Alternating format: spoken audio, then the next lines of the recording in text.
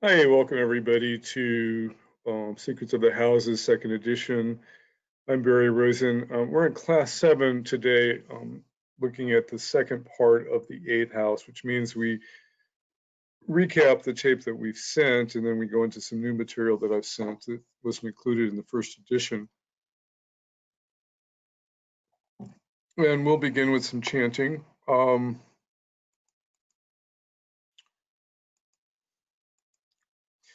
Om Ganeshaya Namaha, Om Ganeshaya Namaha, Om Ganeshaya Namaha, Om Ganapatiye Namaha, Om Ganapatiye Namaha, Om Ganapatiye Namaha.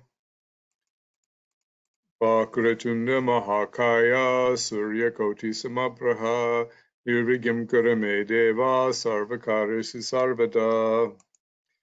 Jnanamulam Guru Murti, Pujamulam Guru Padam, Mantramulam Guru Vakyam, Mokshamulam Guru Kripa. Sahana Bhavatu Sahano Bhunaktu Sahaviryam Karvavahai Tejasvina Vatitamastu Madhivishai Om Shanti Shanti Shanti Om Aditaye Somaye Mangale Buddhaye Cha Guru Shukrashani Bischa Rahave Ketave Namaha. Honoring the great ones, Lord Krishna, Goddess Saraswati, Goddess of Wisdom, Vedavyasa, and the Holy Traditions of Masters leading to Brahmananda Saraswati, and then special thanks to teachers that have had an influence on me, Sanjay Roth, Camilla Sutton, and Bill Levacy, although I can't say I'm a devotee of any one person, as you know. So a small class today so far. Jamie's usually watching tapes. Rand's visiting in California. Elizabeth's here. Eleni's usually working. Ashutosh should come. Laura has company and she can't make it today. I haven't heard from Martha. Arvis, I haven't heard from. Harsha's here. Great. So just upcoming class information. I am doing a sneak preview on June 29th. It's in my newsletter. You should have gotten it, on Rahu and Ketu and the Nakshatras. It's kind of a part 2 to my Rahu and Ketu course. We're spend 6 weeks looking at Nakshatra pairs and how planets in Rahu and Ketu Nakshatras kind of influence the psychology. So it is open to people who haven't even taken Rahu and K2-1. It's only $129, so it's a 6-week class on Saturdays, and the first class is free on June 29th. And then the spiritual dimensions of Vedic astrology starts on Saturdays, Saturday, April 10th. There's a sneak preview that's on YouTube already. I just wrote a wonderful article today about Atmakarika. After all these years, I'm finally being able to kind of explain this stuff so that anybody can understand it. And you might enjoy that article. It's on Facebook and on my website. But it basically talks about how the Atmakarika governs this incarnation, and this, it's usually the flaws of this incarnation. So it's why we've incarnated in this incarnation and what we need to learn. Anyway, we'll be doing a lot more with Atmakarika in that class, as well as a lot of other wonderful things about modernizing of the Vedic deities so that we can understand them in terms of modern psychology, and we'll be looking at a lot of other wonderful things about spiritual psychology, spiritual astrology. Good. So I'm going to unmute you all in a minute. Laura had a question. Yeah, Laura made it, and it's so great to have you today. Okay, so I'm going to mute you all, and I think you know the drill. You just kind of have to remute yourselves so that you can get on the mic when you need to, although I'm having trouble unmuting any of you. Okay, so there you are. Harsha, you need to mute yourself. Okay, great. So we're good. Okay, so eighth house is so fascinating. And, like I said, what I'm able to do now, because we have some good quality tapes from the first edition of the class, we can go a little bit deeper in these extra classes, although we do need to kind of repeat some of the material just to go over the main points and to kind of highlight it and do more work on your charts if you have volunteered to be in the to be a guinea pig in the class and look at famous people charts. Again, I have to stand on the shoulders of many great people for this lesson too, particularly Evie Rahman, Johnny Petrie, Camilla Sutton, Raj Kumar, and Richard Hauk. So what I really want to review too, again, is that, you know, we're in the Moksha houses, and the Moksha houses, the fourth house is about losing our sense of security. Again, the Moksha houses are always about letting go. One of the key words about Moksha is letting go. Sometimes letting go is getting into drugs and alcohol. Sometimes letting go is sleeping. Sometimes letting go is meditation. Sometimes letting go is kind of, you know, going into the occult and mystical realm of psychology. But you know, the Moksha houses and the Moksha padas, even in the D9 chart, you know, kind of help try to free us from the world. And because, you know, the material in the world of Maya gets kind of heavy, so we're always kind of seeking to escape from it on some level. And the fourth house is about losing our sense of security. Again, Cancer is the fourth sign of the zodiac. It's about home. As we learned last week, home is about our sense of privacy and security, and you know, there's no place like home, and we certainly crave that very much. The eighth house is about losing our sense of control, because usually things that happen in the eighth house kind of happen out of the blue, and they happen from past life karma, and they're not even things that we kind of see coming. One of the things we'll talk about, remind you, is that we haven't done the sixth house yet, but the sixth house is connected to kind of our sins of this life and our addictive patterns. And when we don't let go of those, then we suffer. But we can see that we're creating those problems. The eighth house, sometimes we can't, it's a past life. We can't see where it's coming from. And sometimes we're a good person and we're doing good in this life, and we have bad things happen. And there's a, you know, famous book that came out a number of years, you know, why good things happen. It was a Jewish book, actually, why bad things happen to good people. And certainly in the Orthodox Jewish community, they're always trying to understand why there's this deep suffering sometimes when they don't believe in past lives, and they're doing such good things in this life. And so it's kind of a, but that's kind of what the eighth house is about. And next week we'll get into the 12th house, which is my favorite, which is about releasing our attachments to the world, where we kind of escape to the hospital to check out, or to the ashram, or, you know, if we're lucky to find moksha and gain liberalization. Again, the natural moksha houses are the signs of Cancer, the natural fourth house, Scorpio, and Pisces, so the fourth, eighth, and 12th signs of the zodiac. Remember, we always have to remember those natural signs of the zodiac, you know, and when the natural sign of the zodiac is the same as the regular fourth house, which happens for Aries, you know, there's kind of like a double intensity there. So in the fourth house, we're taught that we can lose our sense of security and that our life can be threatened. The eighth house teaches us to lose control, and there's no control in God's realm where we get totally protected and guided. So there's this kind of faith that has to happen in the eighth house. While things happen, we have to kind of reach for God and for our spirituality to know that we're kind of protected and taken care of, and we usually are. I mean, it's usually you know, even when you've been through horrendous eighth house situations, you know, somehow things do come out okay, you know, unless you die. And that's still okay, because then you still kind of, you know, you're still kind of protected. So there's no such thing as death if you have that understanding because of reincarnation or your spirituality, or people like Elizabeth Kubler-Ross, who kind of have insights into the beyond, people dying on the operating table and seeing what happens afterwards. Then you kind of realize that you know, there can even be play in the eighth house when things get out of control. So you know, there is that kind of sense of wonder in the eighth house. There's a key word for the eighth house is mystery. It's like Scorpio. It's mystery. We don't the biggest secret of the eighth house is the secret of death. When are we going to die? What's our longevity? Traditionally in Jyotish circles, the old Jyotishis used to teach that, and they used to share that with people. And they're reading Chakrapani, who did my first reading in 1985, told me that I would live till I was 88 or 89. And I understand how to predict that now, and it's accurate. And I think somehow that takes away the fear of death when you know how long you're going to die. And I have some material on that in this class, but it really needs to be covered in 2 or 3 classes, and I don't like to rush through it. And it's actually very complicated. And for the most part,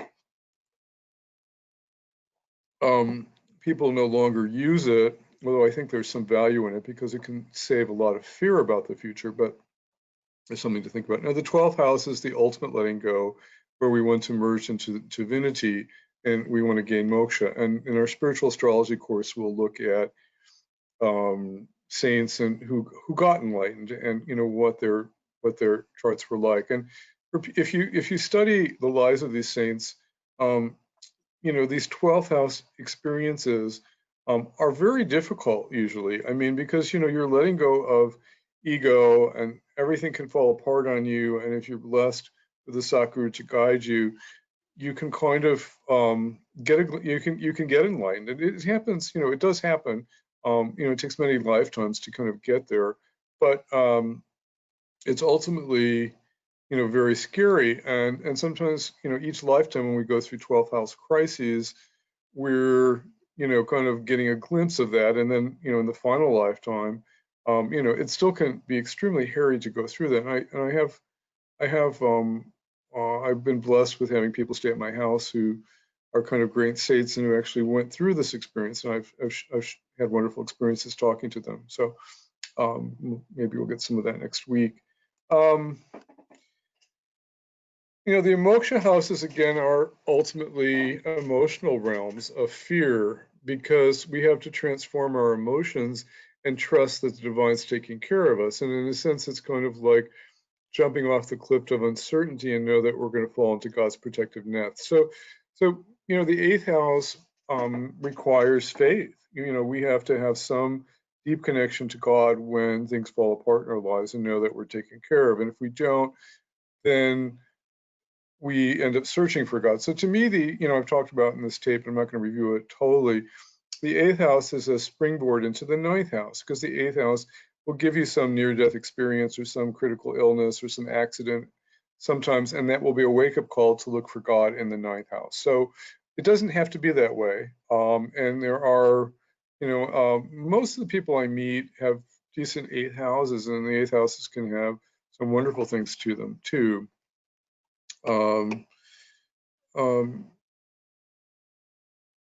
Okay, so that's kind of my overview.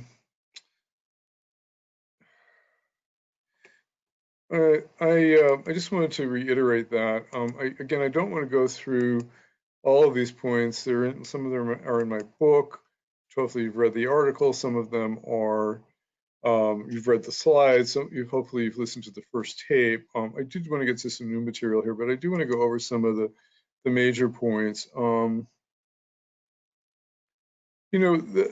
thing that gets lost, a lot of, actually I'm putting in some new material today from, yes, the eighth house does get misunderstood quite a bit.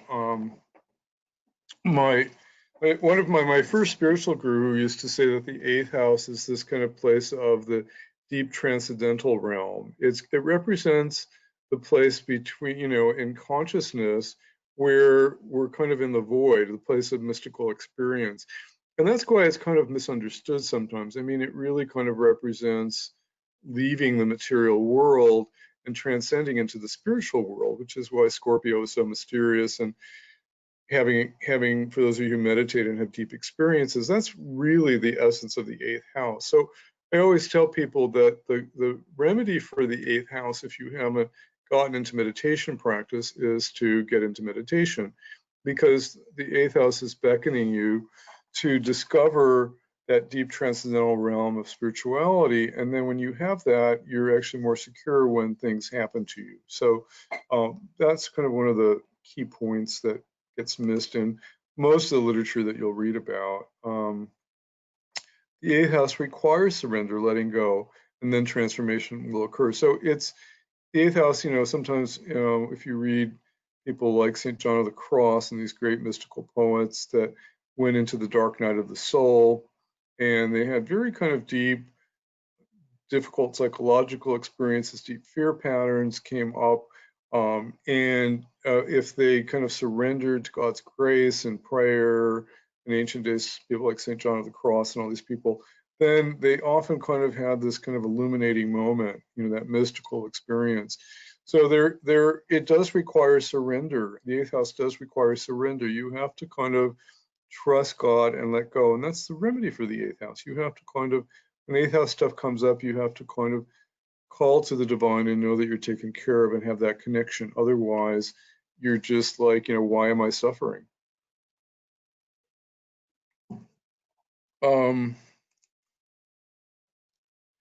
The eighth house also is kind of Kundalini energy, and which is why it's problematic, because it can be a very deeply sexual house, because either that energy is going up the spine to create mystical experience in the crown chakra. If it's going down the spine, it can create sexual ecstasy also. But often that's an escape from the tragedies of the eighth house. So, but inevitably, it's very kind of mystical, sexual, secretive, psychological, churning energy, kind of like Scorpio, which is just a place of deep traumas and unconscious fears that are out of your control. Again, the eighth house should inspire us to get off the wheel of karma. So why do we suffer? We suffer because we are beckoned to find the divine, and sometimes we need a wake-up call to kind of discover the divine. Once, if you have a guru in your life, if you have a lot of spiritual experience in your house, I don't feel like the eighth house is that difficult. And again, I have a very good eighth house because I have Jupiter, stationary Jupiter in there. But I do feel like if you have a guru in your life, the eighth house is kind of protected. When some of the things that come up with eighth house events, unexpected events, divorces, accidents, being fired from a job, death, shame, embarrassment, scandal, destruction of ego, all these things are, having people who, have deep emotional grunge and they don't know how to deal with it and they get caught up in addiction. All these things are kind of eighth house, and that's why traditionally the eighth house is like feared, because it can bring up, all this kind of ugly stuff. But in the eighth house, if we face our deepest fears, our humanness, if we can transform our lives, then we can move beyond it, beyond the pain. And, that's why we're here. And so the key with the eighth house is the word transformation. You've got to do your work. You can't, most people get into eighth house stuff. They check out into drugs and alcohol or sex addiction. They may not do the work. The work sometimes is doing the psychological work, finding the mystical experiencing, finding religion. We move to the ninth house. Usually we can get out of the pain of the eighth house, but it's not easy. And sometimes our ancestral karma and other forces kind of can block us. Again, transformation means dying to the old, and old patterns and addictions have to be overcome with great courage to move forward. Astrology is certainly a large part of the eighth house. It's kind of the mystical occult knowledge that should bring knowledge of who we are and why we're here, to move us beyond the depths of our soul. Well, this is stuff I'm kind of repeating. I really like this material. I was very happy with how this lesson came out last time. And I don't want to repeat everything you saw, but I did want to kind of give you that overview.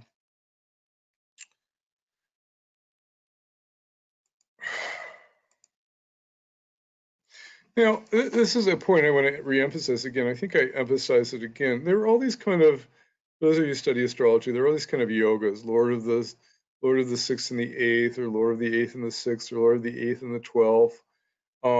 And the ones they're called Vipreet Raja yogas. And if you're, and I've had astrology teachers say, oh, you've got a Vipreet Raja yoga, that's good. Now, define good, because when anything with the 8th house means, yeah, there'll be eventual, if you have a Vipreet Raja yoga, you'll defeat a problem, but you might go through hell in the process. And this is where, I hate when these people kind of say, oh, you have a Vipreet Raja yoga, it's good. Lord of the 8th and the 6th. Well, 8th house is connected to acute illnesses. 6th house is connected to kind of overcoming illness through hard work, which may mean that, yeah, you'll get through your illness and you have to work really hard to get through it. But it's not a picnic. It's not like this wonderful thing to have Lord of the 8th and the 6th. Lord of the 8th and the 8th, now that's maybe an exception, particularly if it's dignity in its own sign, called the Sarala Yoga, and it gives you the power for riches and a long life. So Lord of the 8th and the 8th is a good one to have. Now, Lord of the 8th and the 12th, again, is another one of those weird combinations. Highly sexual personality that eventually leads to moksha, going through all kinds of darkness and secretive and controlling and manipulative affairs and stuff like that. So, it's maybe you'll eventually Lord of the 8th and the 12th, very difficult, but it may eventually lead to, after years of suffering, and to kind of liberation, because you've just gotten through it. So to me, these kind of yogas that people teach, don't ever use the word good or bad in astrology. It's really kind of not useful.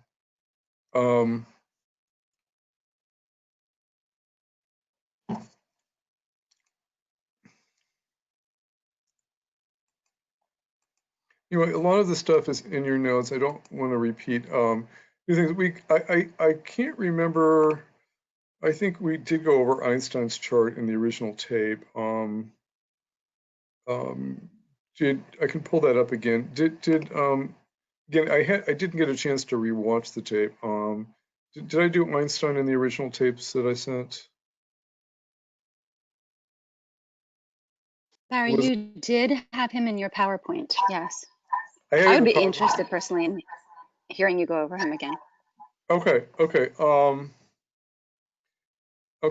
let's pull him up, because part of my goal in doing these case classes in the second edition is to Einstein's wonderful. If you haven't seen, it's not like he didn't have a lot of suffering in his life too. People always have a lot of suffering, they may get fame or something like that, but it's not like they don't have a lot of suffering. So I don't know if you haven't watched this Discovery Channel, or I think it was Discovery Channel, did a 10-part Life of Einstein a couple years ago that not Tom Hanks wasn't in, but Ronnie Howard directed it, and it was just brilliant. And so if you haven't seen that, I'm sure you can find it on streaming. But I loved it.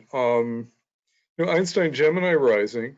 And the interesting thing about his chart, is he's got Mercury in Pisces and debilitated moon. So the two planets connected to his mind, are kind of weak. And so, if you didn't know this was Einstein, you might say, oh, he's got a debilitated Mercury and a debilitated moon. Okay. Well, it turns out, I think in his moon Mercury period, or Mercury moon period, he did have a mental breakdown, and that's what you would expect. But the debilitation is canceled out by the conjunction with Venus. Now, Venus is about 3 degrees from the exact degree of exaltation. And again, Venus governs the 5th house. We learn the 5th house is also about intelligence and judgment too. So I mean, certainly the Venus is kind of bringing out a lot of his brilliance. Those of you in the Rahu Ketu class, he's got an exalted Mars, which is really one of the worst planets for Gemini. So it's the 6th and the 11th. It causes health issues. Is conjunct Rahu, and so actually Rahu is kind of uplifted by this exalted Mars. Again, Rahu kind of takes on the energy of whatever planet's conjunct it. If it's not conjunct a planet, then it takes on the signal energy. But in this case, that exalted Mars gave him incredible energy to do deep research. Again, the positive things about the 8th house is that it's a house of research, and certainly, he's one of the preeminent physicists of modern times. And the dark side of it was he made a major contribution to development of the atom bomb, and he had actually extreme deep guilt and remorse about that later in his life, because he was ultimately responsible for killing millions of Japanese from the explosion of these bombs. And so there's a lot of this. His 8th house is kind of interesting. It's owned by Saturn. The dispositor's in the 10th. He's got 4 planets in the 10th, creating because kind of renown in career. He's got Sun in the 10th, which is Digbala, making him very famous. Mercury, the chart lord, is with the lord of the with the Sun here. He's got the exalted Venus here, and Saturn, which is a pretty good planet for Geminis. It does own the 8th and the 9th. It kind of brings mixed results usually, but in a sense, it's Lord of the 9th and the 10th, bringing it. So again, when you look at the chart closely, you see a lot of status and career. But he was kind of an emotional mess. He had K2 in the 2nd, very difficult family life. His family certainly did not want him to be a physicist. Deep problems with relationship, which is typical of Geminis. Very, very deep suffering in relationship. Anyway, very fascinating chart. But again, that 8th house, very powerful for research, with the exalted Mars here, and Rahu. The nice thing about Rahu is, Rahu does have psychological depth, and it does have the ability to kind of probe the mysteries. And I think the exalted Mars,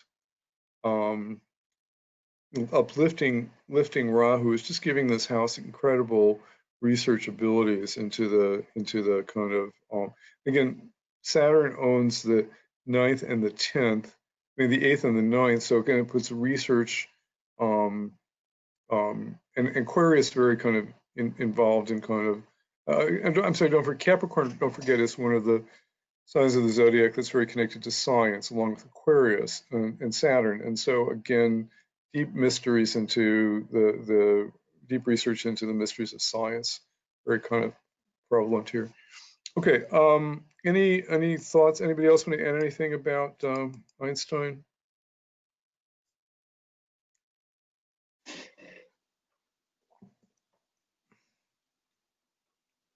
Harsha, did you have some thoughts? No, I was just thinking, does Moon give health issues there? Yeah, Moon in the 6th would give health issues. It is. The real problem is that Moon's ingestion nakshatra is connected to debilitated Mercury. So there was actually some mental instability in his Moon Mercury period, which happened later in life. I think he did have Alzheimer's or a mental breakdown. Sometime he died in 55 when I was born.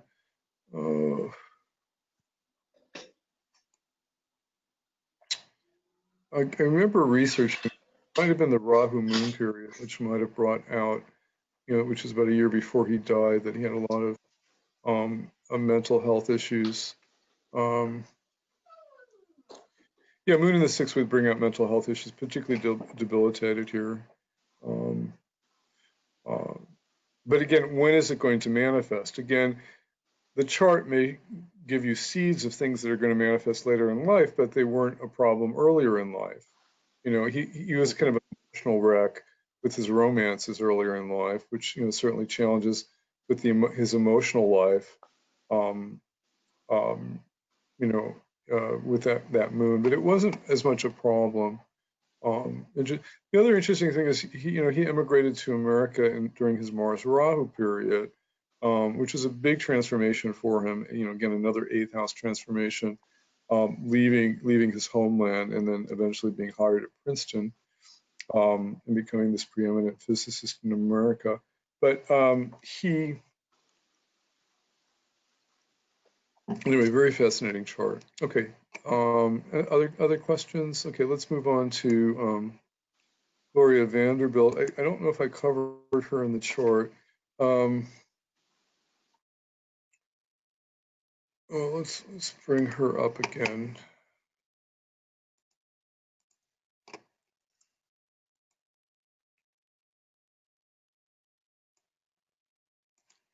So she's still here.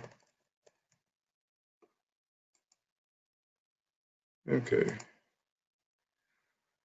Okay, Gloria Vanderbilt, famous fashion designer. She's got Mars and Jupiter here in the 8th. I think I have the right chart up. She's got Lord of the 9th in the 8th. So 9th house brings luck wherever it goes. It's going to the 8th house of inheritance. So she had a very wealthy father, and she inherited very early in life. But it gave her a lot of, sometimes money can be a curse for some people, and in some ways, I think she had some feeling of being cursed by the money that she inherited. Her father was also an alcoholic, so 9th house for father. Father also Sun conjunct Ketu here in the 11th, which 11th is 6 from the 6th, so it's it's a health house. But her father is also GK here in the Gemini system. But her father obviously died of alcoholism, but he was a wealthy millionaire and he left her all this money. So again, the downside of Lord of the 9th and the 8th, death of father, but wonderful inheritance. Jupiter in the 8th will often bring inheritance. What else did we say about her?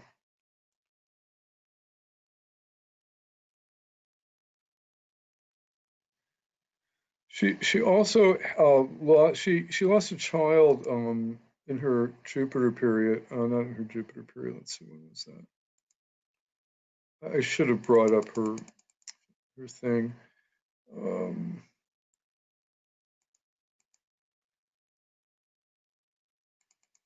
For some reason the dasha is starting. I don't know. I'm having trouble with my dashas. I don't know start date.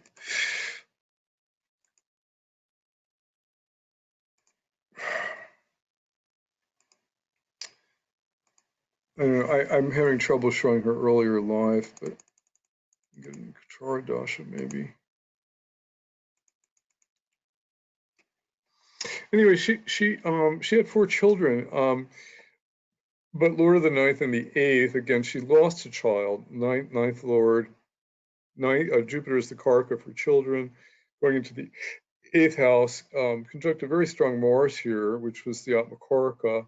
And she lost a child. It was a very tragic event for her. Again, a very kind of emotional, tragic event. A lot of interesting things going on in her 8th house. Also, Lord of the 12th, Jupiter in the 8th. Again, there's kind of this. She got this inheritance, but it came with a lot of kind of 12th house baggage. We'll learn about that next week. Okay, let's move on.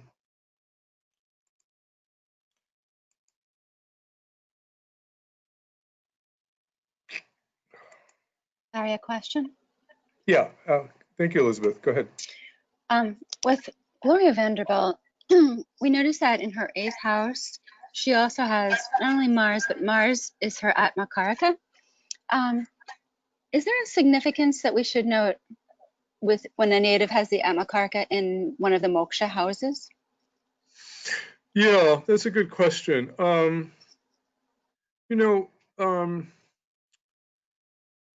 If you read the article I wrote this morning, and you can listen to the tape on the Atmakaraka. The Atmakaraka actually teaches our deepest life lessons of this incarnation.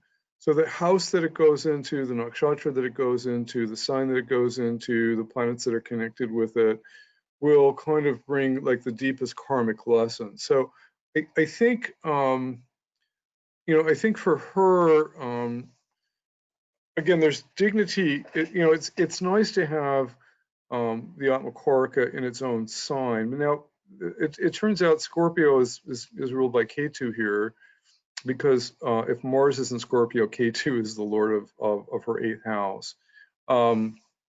But it's still kind of like in its own sign. But it's kind of it's in the Gandanta, not the deepest part of it is in the Gandanta. The Gandanta, as you know, is kind of this kind of deep karmic emotional hole, and particularly the last 3 degrees of Scorpio. Anytime you have any planets in the last, if it's in the last degree of Scorpio, it's just an emotional nightmare. But even the last 3 degrees are emotional nightmares. So I think she inherited a lot of just emotional baggage about her father and her money and the inheritance, or the 9th and the 8th being the Atmakarika. Again, I think she inherited a lot of deep karmic baggage from her father's wealth and her father's alcoholism, and I think that's kind of how it's showing up. One of the things that happened, I don't know enough about her life. I think when I wrote the article, when the Atmakarika is afflicted, and there's always some affliction. In this case, I feel like it's the Atmakarika is strong because it is the ascendant lord, but it is in the 8th, so it's creating the strong connection between the 1st and the 8th houses. And as we talked about in the slideshow, that can create a lot of kind of psychological and emotional confusion and ups and downs. Anytime you have a connection between the 1st and the 8th, even though the 1st house, the 8th lord has a lot of dignity here, the Atmakarika automatically kind of brings kind of weak life lessons that one needs to live. And again, I have to do some more reading on her biography, but I kind of remember the research I did. I think she a lot of these heiresses, she had 4 marriages. She had death of a child. She had all this baggage, with all this wealth and stuff like that. She did not have an easy life. It's almost like the Atmakarika in the 8th house is bringing in almost the baggage of the inheritance and taking on the heaviness of her father's wealth. So, Yeah. all the inheritance came from Mars there? Well, the inheritance also came from her father, Lord of the 9th and the 8th. 9th and okay, that makes sense because that's that. Father, Okay. yeah, father brought inheritance, Lord of the 9th and the 8th. Lord of the 8th and the 8th, Jupiter in the 8th can be very good for inheritance. We one of the points that we wanted to talk about is that you want benefics in the 8th house because sometimes they're good. They will bring unexpected money, and they will kind of protect the 8th house. Now, if they're in the house, or even if they have the house lordship. If they have the house lordship, they're also positive. Remember, planets in a house are stronger than lordships of the house. Yeah, But when I'm there's trying. no planet in the house, then you go to the Lord. The planets in the house are, it's like I explained that earlier in the class. It's like having, it's like having a good tenant. You've got Jupiter in your house. It's taking care of it. Okay, thanks. Yeah, good question. Okay. Anyway, so if somebody wants to read up more on Gloria Vanderbilt, I'm sorry I didn't. I did it for my last class, and now I just don't remember everything. But very interesting life. Okay, let's move on.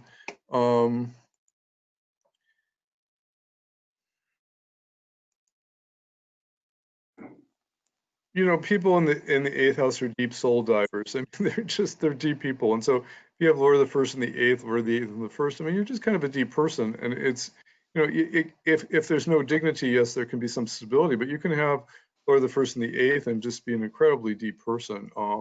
Remember the first Lord is one of the kings of the chart.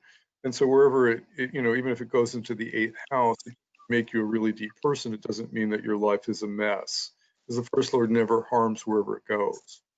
The 8th and the 1st is kind of a different story. It's definitely creating more karmic baggage for you. Okay, so 8th house brings with it a lot of sexual energy, sexual magnetism that can be good or bad. I think Marilyn Monroe, doesn't she have a strong 8th house? Let's look her up. She had all that sexual magnetism. It was kind of a curse for her. Well, on that regard, like, the Kundalini, is that the same as sexual energy? Right. When the Kundalini, when it goes up the spine, creates moksha, and when it goes down the spine, it kind of creates, it can create great sex, and that's something wrong with sex. It, creates children, and that energy is very creative energy. So it is the same energy, yes. Okay. Let's see if we have Marilyn. I think remember her 8th house was really interesting. Yeah, Mars and Jupiter in the 8th again, like Gloria Vanderbilt. Wow. So she had, in this case, she doesn't have as much dignity because it's an Aquarius, but she's got Mars in Jupiter's constellation, Jupiter's in Mercury's constellation. Just trying to see where we talked about her chart having a lot of kind of sexual energy last time, just because it's coming through Ashlesha Nakshatra a little bit.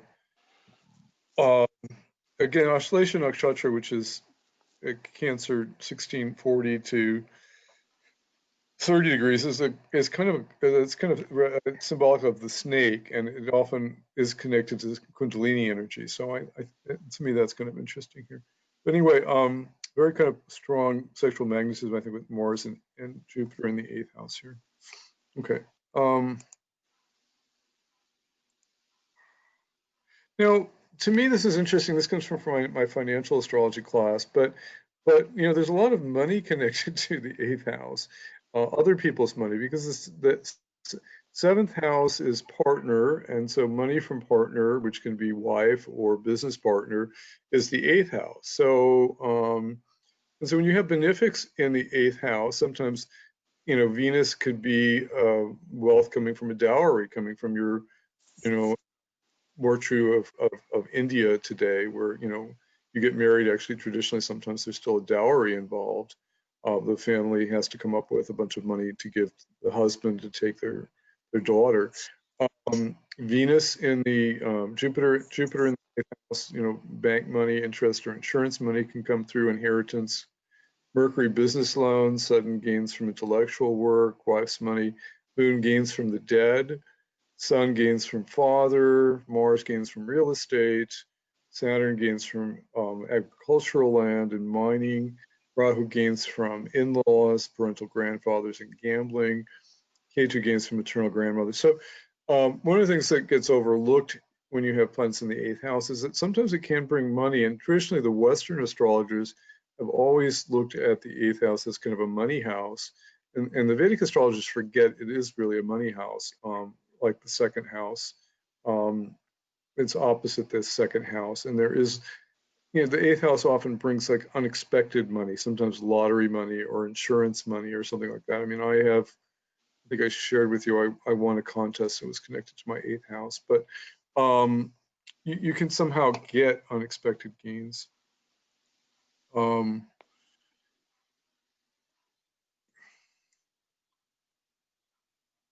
Another kind of oddity about the 8th house is that certain rising signs, the 8th house lord is not malefic. So Aries, Scorpio owns the 8th house. Mars owns both houses. And so they're kind of, it means that Aries, generally transformational people, very kind of creative, sexually energetic people, and have a lot of transformational energy. And because Mars owns the 1st and the 8th, and that's also true for Libra, Taurus owns the 8th.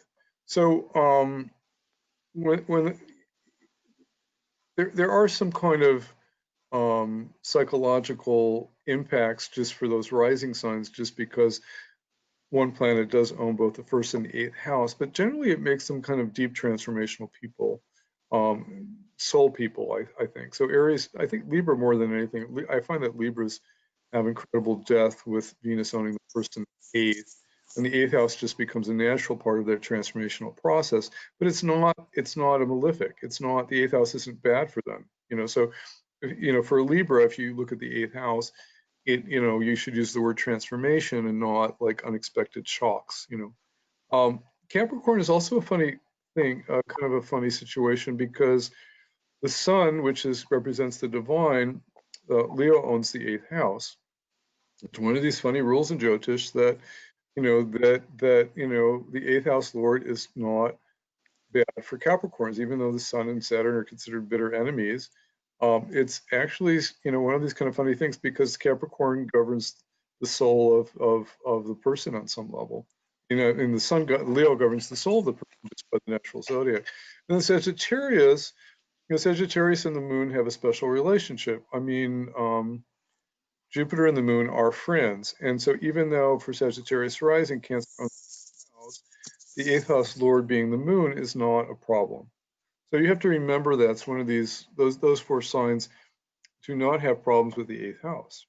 In Capricorn, it's the one that's the hardest to kind of remember because it's unusual. Okay, let's look at longevity. I'm not going to spend any time on. Usually, if you go through, if you want to study longevity, you've got to pick up B.B. Raman's book, which is listed at the top of my thing. I mean, I think he has about 60 or 80 pages on longevity and predicting death. I mean, that's why it's about a four session class. And I find it fascinating. I also recommended Richard Hauck's book on death here too. If you're interested in death, then pick up Richard Hauck's book, The Astrology of Death. And ironically, I knew Richard. He passed away pretty young at 52, and it was very tragic when he wrote 2 or 3 really great books, including The Astrology of Death. He was a great astrologer. I published for him in one of his books, Hindu Astrology Lessons, and it was a big loss when he passed away. I think it was 1997. Was he a Western astrologer? No, he was a Vedic astrologer. He had a strong Western background. Okay.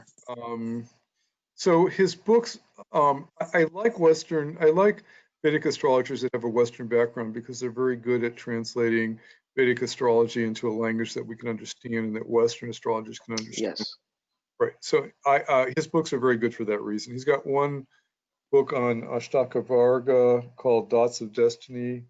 Dots of Destiny. No, it's called. It's not Dots of Destiny. That's somebody else. It's Digital Astrology. He's got a book called Digital Astrology on Ashtaka Varga. He's got this wonderful book on the Astrology of Death, and he's got a 3rd book out, Hindu Astrology Lessons. So I published in that one. It was an okay. Let's go back to. So I can't. Again, it's one of these things where I'd have to do a mini course on the Astrology of Death. I think it's a fascinating subject. It comes up sometimes, I think it's, if somebody asks you how long they're going to die and you're an astrologer, I think it's, it's good to give them a correct answer, but it takes a lot of study to get it right. I put some notes in on it.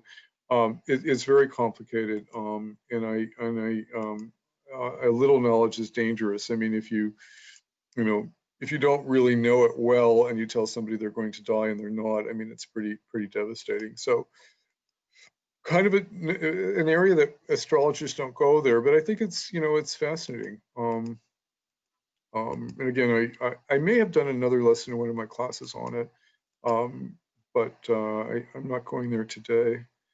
I have some slides on it. Okay, let's get to the new material. This is stuff that wasn't in the original tape,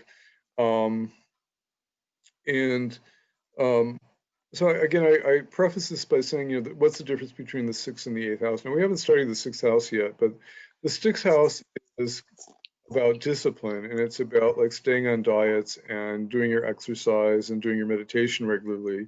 And if you're disciplined, then you don't get sick, which is what suffering comes from the 6th house.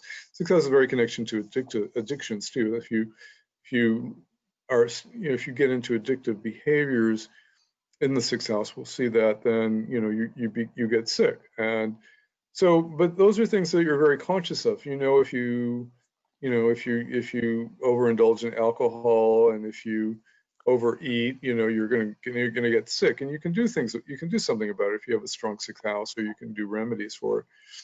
But the 8th house is about mistakes that we don't have a clue about because they're from past lives. The 8th house is a past life house. You know, why do bad things happen to nice people? Because you weren't very nice in the last life.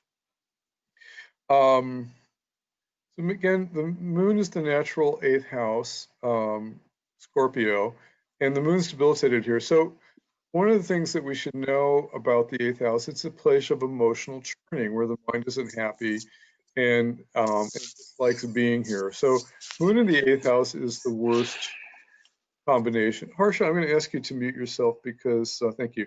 Moon in the 8th house is debilitated there because it's a place of kind of emotional churning where the mind is happy and it just likes being there. And people develop deep psychological traumas if they have a weak moon in the 8th house. And that often leads to kind of addictive behaviors and, you know, in extreme cases, suicide because they just can't deal with the energies that come up. The planets in the 8th house don't have dignity. Again, our rule always is if a planet has dignity, again, if the planet is with a benefic like Jupiter or Venus or Mercury, the planet's in its own sign or Mula Trikuna or exalted, then it has dignity. And a lot of the deep issues of the 8th house may not come up. So if you don't have dignity, then the sun in the 8th house will give you problems around ego and learning. And, you know, and there are two forms of ego, as I've pointed out. Sometimes boastful ego are those arrogant people that we hate. And sometimes, you know, you can have an ego that is not good enough and that you know, we see this all the time with people, self-deprecation, self-criticism. And that's another form, that's another ego problem. You're not good enough. So you're, you know, it's a problem. The moon will create emotional problems in the 8th house. And to me, that's the most difficult placement is to have moon in the 8th house if it's afflicted. Mars will create problems with anger. Mercury will create problems with speech communication. Mercury is one of the few planets that does the best in the 8th house. Somehow, and it's something I didn't learn until later in life, but Mercury in the 8th house is one of the better. Yeah, Mercury can handle the 8th house better than a lot of other planets. Mars, you know, will create problems with anger, and as I pointed out earlier in the slideshow, if you have anger issues and they're repressed, they turn into accidents or into violence. You know, that's what happens with Mars. If you don't, you've always has to see Mars in the 8th or the 12th house. You always have to get people to let out their anger. You know, tell them to scream in the car, hit a baseball bat when no one's around, but don't bottle up the anger because it leads to, you know, fires and accidents and things like that. I mean, I had a friend, I think I shared this in the other chart, many years ago, before I knew much Jyotish, he came to me and he said, I've got Mars in the 8th house. And it was a chart lord. And he said, you know, oh, the books all say that I have danger from fire. And, you know, I didn't know very much Jyotish. I think I just studied it for a year or something. And I said, oh, no, that's no problem. That's the ascendant lord. You'll be fine. Well, lo and behold, maybe 6 or 7 years ago, he had a big commercial building that had rental space in it and his workshop in it, and it had a fire and it burned to the ground and it was completely devastated. Now, you know, at the time I didn't know enough Jyotish and I didn't look at it, but probably if we looked at it was Mars and it was Scorpio rising with Mars and Gemini. If we looked at it, it probably was an Arjuna Nakshatra. It's probably weak in the Navamsha chart. It probably had some weak aspects to it. But in this case, maybe a very weak ascendant lord, you know, is actually, you know, could cause a problem like that. You have to kind of remember that, you know, Mars will cause those kind of ugly accidents, fires, and violent issues when it's in the 8th house, when it's not able to release.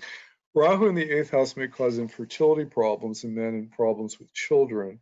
And Rahu, Ketu in the 8th house causes problems with mother, home, marriage, and intestines. I have Ketu in the 8th house, and I have had lifelong intestinal problems. I had candida, I've had intestinal worms from India, and I've had my share of, I will vouch for K2 in the 8th house causing intestinal problems. Again, planets in the 8th house return karma because we did not respect them in the past. So one of the things we have to learn about planets in the 8th house is that we may need to do a better job with them this lifetime. And it's interesting, I have, maybe this is why I'm doing this. Let's look at my chart again.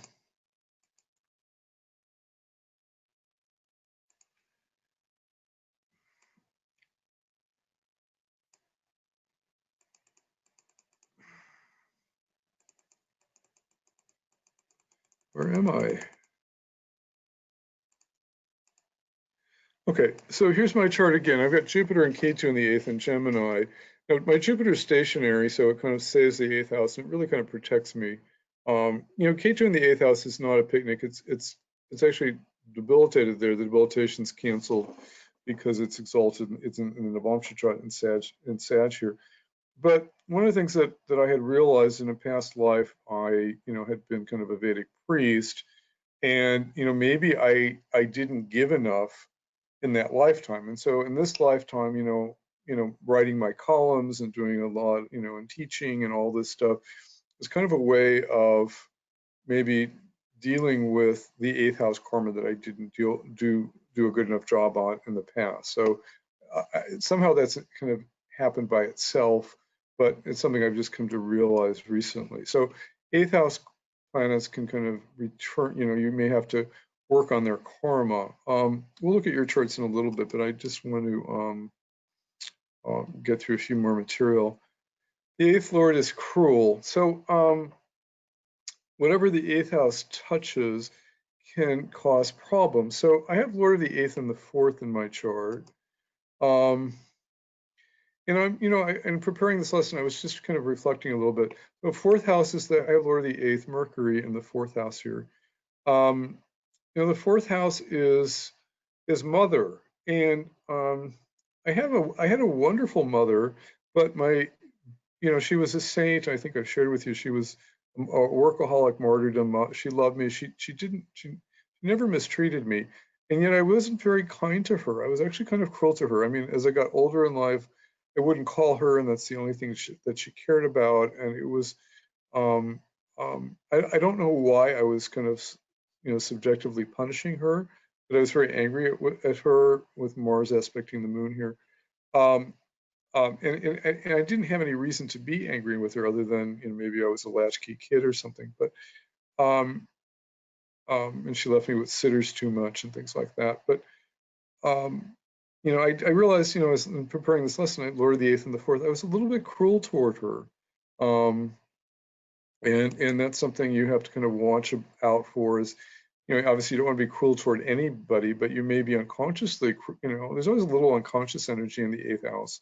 All the moksha houses, have a little unconscious energy into it with it, certainly the 8th, the 12th even more than the 8th, and you have to be careful with it. And I was just preparing this lesson, I realized that I wasn't a good son and I need to do better. But the 8th lord again is unconscious. I just mentioned that. So if the 8th lord, if the 8th house naturally aspects this, if you have planets in the 8th house, they aspect the 2nd house, and we may not be aware of speech gaffes that we make. 2nd house is speech. The 2nd house is also food, and it's money. So we may be, when we have malefic aspects from the 8th house to the 2nd, we may have bad food habits. Maybe we eat late. Maybe we eat leftovers. Maybe we say things and and hurt people. We're not even aware of it. So you have to kind of remember that 8th house can have that unconscious negative influence. The 8th house can be connected to hate and disrespect. And this is it's very interesting because it can create relationship problems, lack of respect. If you have the 8th lord in the 9th house, maybe you'll have a love and hate relationship with your father, your guru. 8th Lord with Jupiter, the same thing. 8th Lord connected to malefics like Saturn, Mars, or Rahu, or Ketu will create mistakes, distress, misunderstanding, unless a natural benefic like Jupiter, Venus, or Mercury are kind of protecting it. So we have to remember when we're judging the 8th house is, again, the benefics influences will save them. So an aspect from a benefic nakshatra, a benefic sign. So, Mercury in Gemini, Mercury in Sag, gets the influence of Jupiter automatically, even though it's not a good placement, it's still getting some protection. So we have to remember that about the 8th Lord. Okay, let me do a little work on your charts here. I'll see if I can even bring in some of the people who aren't in the class. Well, actually, the one person, Laura, are you still online? She may have had to go. She's got company. Oh, you're there? You're there, Laura? Can you get on?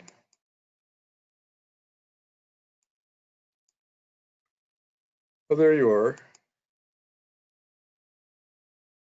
She had to get offline. Okay.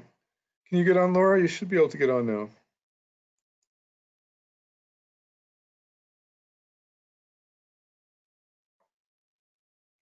I like dialoguing with people. That's why okay. Oh, shoot. Mercury's playing games with us today.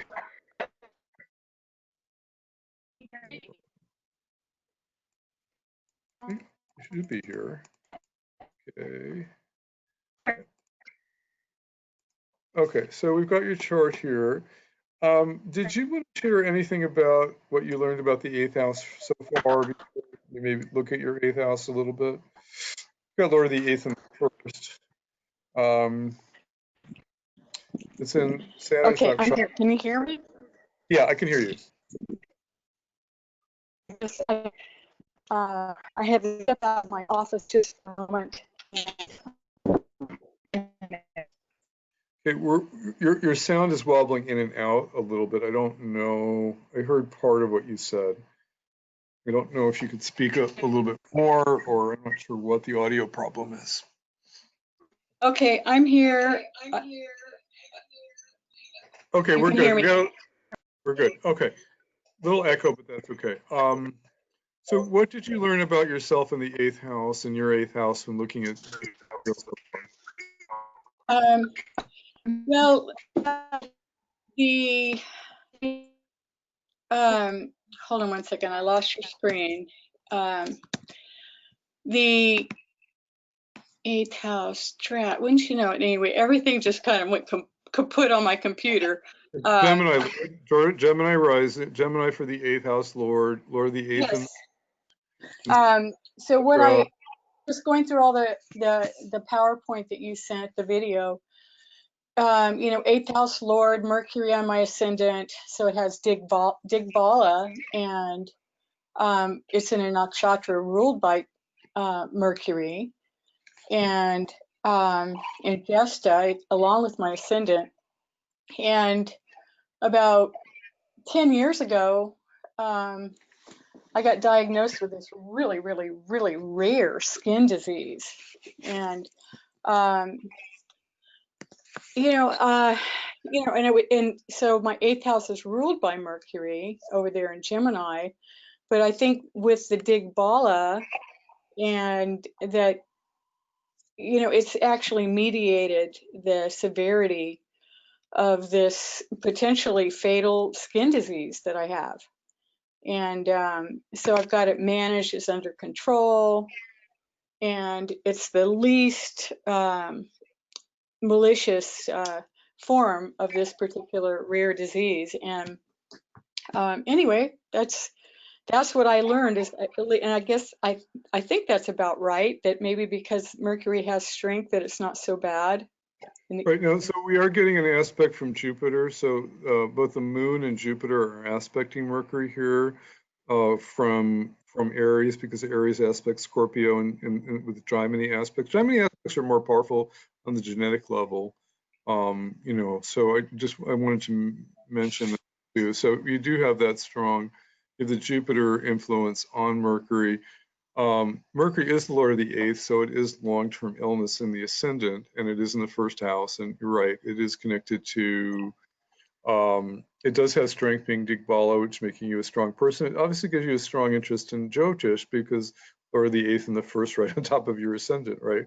Again, occult spiritual practices, just such an important part of your life. But you are bringing in the past life karma of the skin disease. Good. Let's look at the Navamsha chart and see if there's, okay, it's in Sag Navamsha. Mercury's in the first house in the Navamsha chart, also having Digbala. So again, very highly intelligent person. So it's interesting. You see, you've got Virgodama in terms of house placement with your Mercury. So I think that's helping. I think the Jupiter aspect is probably helping the most here. And even the Jupiter aspect from in the Navamsha. No, in Aries, from Aries in the Russian. Right. Yeah, Aries aspect Scorpio. So I think the Jupiter aspect's helping a lot, and it's an almost exact aspect too. See, Jupiter's at 17, and the ascendant's at 18, and Mercury's at 19. So it's a very strong. Although it's Gemini aspects are sign to sign, but again, it is much more powerful too because it's also exact. The moon influence actually is more problematic when we get to the lesson on Boudica. The moon is a problematic planet for Scorpios. Again, the moon gets debilitated in Scorpio.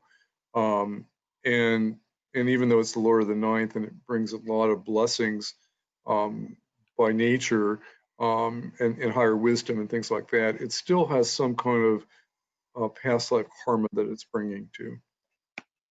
Okay, thank you.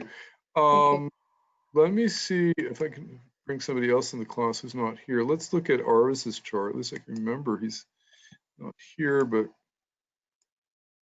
I like having people here because then we can dialogue, but I think people appreciate it if I talk about their chart, even if they're not here. We just don't want to have a whole lesson of abstract lecturing. Where did Arvis go?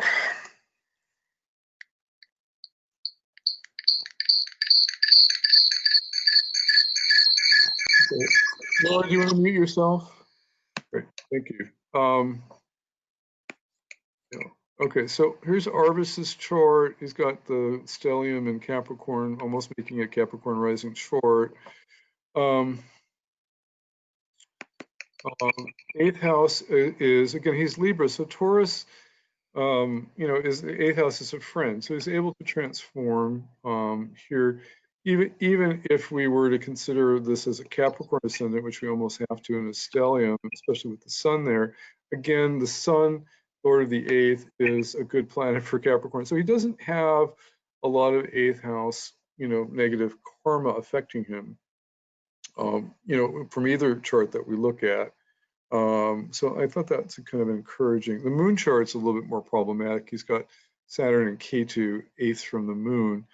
So that one on an emotional level, that's a little bit more of a problematic chart, the moon chart. But again, the moon isn't particularly strong because it's in Scorpio. So I almost if the moon, if you study moon charts with me, sometime we'll do that again. If the moon, if you're a Cancer rising, you absolutely have to look at the moon chart, right? If you're dealing with female charts, you really have to spend more time on the moon chart. And if the moon is particularly strong and it's stronger than the ascendant or the sun, then you have to look at the moon chart in particular. So in this case, moon's in Scorpio, it's not strong. Sun is actually very strong here in Abhijit Nakshatra, which creates really incredible power in this chart. That's something I had noticed before. The sun's very strong. The ascendant Libra is got Digbala here in the 4th with the 9th house Lord. So this is a very powerful chart. The moon. I wouldn't look at the 8th house from the moon. By the way, I have to add a new lesson sometime soon. I don't know when. It depends when I can fit it in. We have to kind of learn about house cusp and different ways of computing houses. Many of us have grown up just calculating houses from 0 areas to 2959 areas is the first house. Now, in reality, nature is not that simple. That's something that's like a cookie cutter that we've artificially created. And there are other house systems. Western astrologers have created this one called Placidus, which I like to use, which actually can move, suddenly planets can move to different houses. And we have to learn how to use that, and actually it's very important to look at. And there's a chart called the Botticelli course.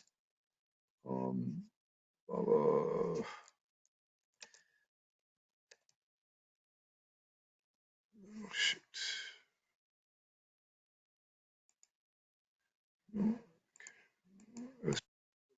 Here, and there's another chart called the Botticelli chart, but there's 3 or 4 different house systems, and we have to have a lesson on it because sometimes you have to look at all the house systems because you'll miss planets on the edge of a sign may go into another house, and you're totally misinterpreting the chart unless you look at that. So I just wanted to mention that I probably should have put it in an early lesson.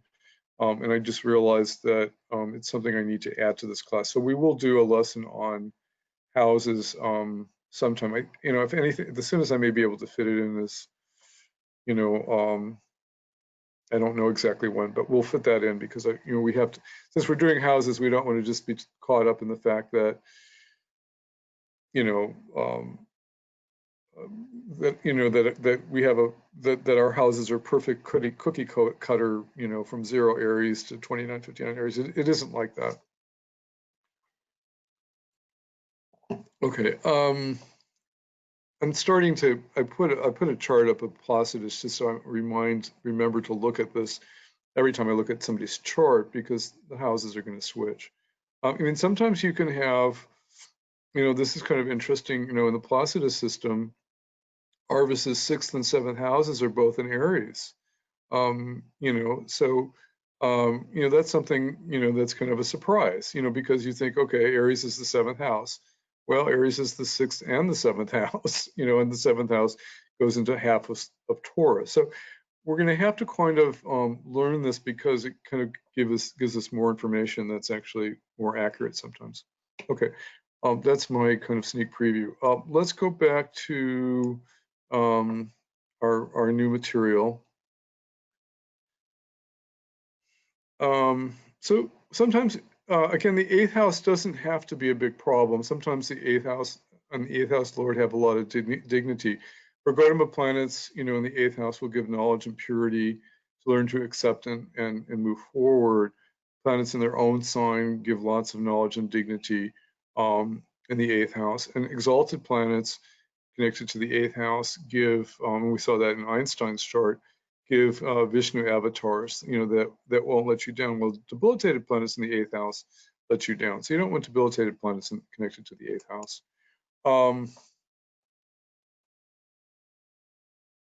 So, we have to remember that, the 8th house is not all bad because, if it's connected to a benefic planet, if it's connected to a benefic house, if it's exalted or in its own sign, it can bring a lot of blessings. It can bring money. Again, 8th house is money. It can bring strong transformational abilities. It can bring money through partnership. It can bring a lot of blessings. If you have Jupiter, Venus, or the moon in the 8th house, even though the moon is not a good placement in the 8th house, it can bring knowledge because these are the Brahman planets that go into the 8th house. The Rajasic planets like Mercury and the Sun can give money in the 8th house, and the Tamasic planets like Mars, Tamasic actually kind of may mean more material, not necessarily that negative. And even Mars, one of the things we learned is that Mars in the 8th house can give property. So maybe property through inheritance. So again, if we have dignity with those planets, again, good things happen in the 8th house. So if benefics own the 8th house, again, so certain rising signs, the 8th house is going to be owned by a benefic, and Harsha asked that question, and certainly like for Sag rising, Jupiter owns the 5th and the 8th. So whenever that happens, and for Gemini, you also have kind of a Saturn owns the 8th and the 9th, although it's a kind of a malefic influence. But so when you have a benefic connection to the 8th house, it's automatically kind of bring in something good, and that's the case with I'm sorry, getting confused here. Having a moment of being messed up here. So I think Aquarius also has a similar Aquarius, yeah, Mercury owns the 5th and the 8th. Yeah, thank you for reminding me about that. And you were talking about Leo. I'm sorry, Leo, I was spacing out here. Leo owns Jupiter owns the 5th and the 8th. Jupiter is a very good planet for Leos, but the 8th house, when the benefic owns the 8th house, it automatically brings in the wisdom value and of the 8th house lord. So that's why it's not a problem. So like I said, sometimes the 8th house lord is not a problem. But can I ask another question? Yeah. Go ahead. Go for it. I'll ask later. Elizabeth, go for it. Okay. The question had to do with the Libra ascendant. So the 8th house is Taurus, and the owner therefore would be Venus. So if Venus is then in the 1st house, that would be considered benefic, right? And therefore bringing blessings. It's a yoga. Having Venus in the 1st house in Libra is a positive yoga. And again, it doesn't bring, when I mentioned in the previous slideshow, Aries, Mars owns the 1st and the 8th because it owns Scorpio, and Libra owns the 1st and 8th. And so in that case, the 8th house is not tainted. It doesn't bring in a lot of the baggage. For certain rising signs, the 8th house is more of a problem. But Aries and Libra and Capricorn and Sag don't have a problem with the 8th house because it's, Moon and Jupiter are friends. So, there's this special relationship between the Sun and Capricorn. Even though they're kind of enemies, the Sun still is the divine. It brings in divinity for Capricorns. It doesn't actually cause a lot of 8th house tainted energy. So yeah, good question.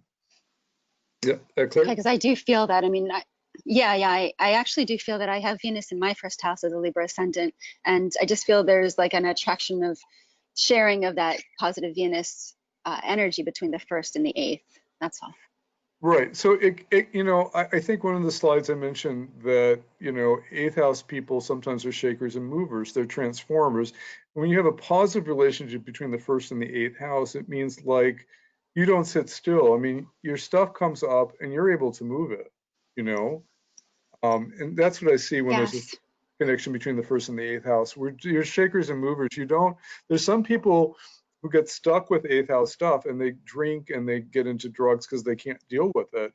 But people with a positive 8th house connection to the 1st house, like you have, stuff comes up and there is grunge there sometimes, but you move it, you transform it, especially if Venus is strong. Right. Thank you. Good question. Harsha? No, I think she has the same question ahead, so I'm good. Okay, great. It's one of these subtle advanced points, but that's why we're doing a second lesson on the 8th house, because we have to kind of get there. So 8th house makes good doctors and good astrologers. So there you go, Laura. 8th and the 1st is making you a good doctor. 8th house karma can hit you at any time, no matter what the dasha. Now, this was something new that I was finding in my new research on the 8th house. To me, I think this happens more with the transits of the 8th house. I mean, I still think you can time, supposedly 8th house karma can hit you at any time, but looking at transits and timing for years and things like that. I mean, there's always some way it shows up. The moon goes through the 8th house. The moon goes through the nakshatra of the 8th house. The 8th house lord is going through some kind of key place in the zodiac. So I'm not sure I would use that as a blanket statement, because in looking at the timing of surprises for years, when things happen in the 8th house, there's always something there. So it is timeable. So I wouldn't say that it just happens 8th house. I think Sanjay Roth has made that statement, and I would just justify it in a slight way. Yeah, go ahead. In transits, would the 8th lord going to the 8th house okay, not okay? I think it's okay. Again, it depends on planets always do well in their own sign. So it can be particularly for this like long transits like Saturn, Rahu, and right Jupiter. Now, 8th house transit of Saturn from the moon is really a difficult transit. But there may be exceptions if it's happening in Capricorn or Aquarius. It still would bring up transformational issues and deep karmic grunge, but the strength of the own sign would allow that energy to transform. So dignity always helps. I mean, and I pointed this out before. Whenever you have dignity, it doesn't mean you won't have problems. If you're getting difficult transits and doshas and things like that, but you'll be able to get through them and solve them. And we'll learn that with the 6th house. It's like it's going to bring up problems, but if it's strong, you're going to have the strength to get through it. And I think it's with the 8th house too. Good question.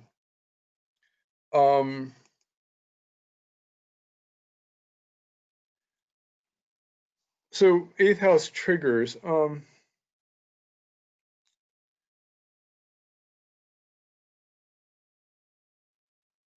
I actually don't want to go over this now because it's a little bit hard to explain. This was some advanced material on death prediction. I'm also going to pass on it now because it's, sometimes this material you kind of need to spend 45 minutes on it to finally understand it and get it. I kind of put it in here because I thought it was kind of interesting. I have a key to it here, which is 8th house planets cause suffering if the 8th house planet is, there's no planets in the 8th house, then look at the 8th house lord, and then you look at the enemy of the 8th house lord, and that will kind of show you what kind of problem is going to come up. And so this was kind of a key to it. So I'm not going to go over this. You can spend some time on it, but kind of advanced stuff. Sometimes I like to bring this in just to kind of make sure we're getting everything out there. Death. Now, the 8th house, the 8th lord, moon. The moon's considered, the moon in the 8th is considered Marnakarkasthana. Marnakarkasthana, one of the words is kind of death inflicting, but usually planets that are called Marnakarkasthana are kind of they're dead. I have an article in my book about it. Saturn's Marnakarkasthana because it creates kind of low self-esteem, not good enough energy. Sun in the 12th house is Marnakarkasthana because it also makes the sun wants to be seen. It wants to be in the 10th house and gain status. In the 12th house, it's hidden. No one sees it. It suffers from lack of recognition. Mercury in the 7th house is Marnakarkasthana because it's like the prince and it's playing and having affairs when it should be, devoted in marital harmony. Moon in the 8th house is Marnakarkasthana because it's like Scorpio. It's kind of in this deep emotional grunge, and it can't express its emotions. They're stuck. Scorpio is kind of like volcanic mud, and you put the moon there, it just can't express its emotions. And the moon's emotions are meant to flow. That's moon in the 8th. Rahu in the 9th is Marnakarkasthana because 9th house is the guru and advisors, and Rahu doesn't want any advice. It wants to do it on its own way, so it won't listen to the guru or follow its religion. Jupiter in the 3rd house is Marnakarkasthana because Jupiter is about wisdom in the 9th house. The 3rd house is about sexuality and play. You put Jupiter in the 3rd house, it will have a fun time playing, but will be out of Dharma. Venus in the 6th house is Marnika Karkasthana because it's connected. 6th house is connected to celibacy, and Venus wants sex. So you put Venus in the 6th house, it's really unhappy being a celibate. Mars in the 7th house, Mars is Marika Karkasthana because it's it's Kuja dosha, but Mars wants to be independent. It doesn't want to be in relationship, so it suffers being in relationship in the 7th house. So those are the kind of the rules for Marnika Karkasthana. But if the 8th lord is connected to Marnika Karkasthana, then it can be a very kind of difficult affliction, and it increases the suffering level even more so. And we have a lesson on Bhattaka. I don't want to go there now. Bhattaka planets also increase the problem of the 8th house even more. So there are ways that the 8th house can be more afflicted. If the 8th house lord is connected to a Marika Karkasthana planet or a Bhattaka planet, then it can increase the suffering level more. Retrograde also increases retrograde also increases 8th house problems.